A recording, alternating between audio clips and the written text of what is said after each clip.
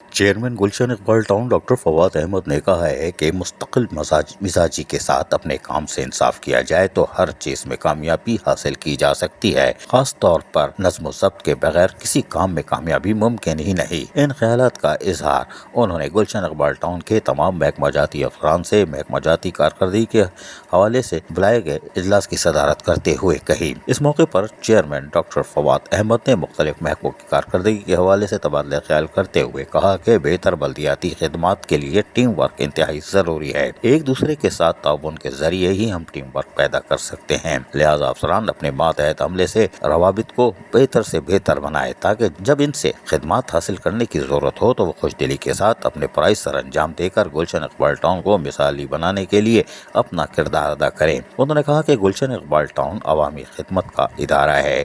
यहाँ जो भी आए इसके मसाइल हल होने चाहिए। गुलशन इकबाल कंप्लेन ऐप पर अवाम के मसाइल सामने आ रहे हैं, इसके हल के लिए अफसरान कोशिश करें और जो मसाइल हल होते जाएं इन्हें अपडेट किया जाए।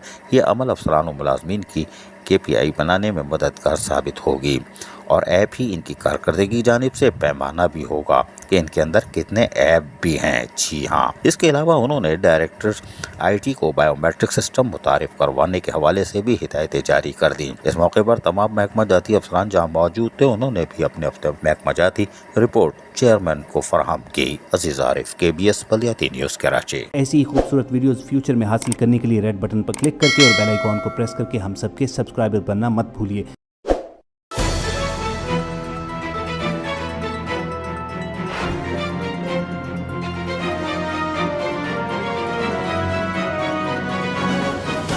KBS बल्दियाती न्यूज़।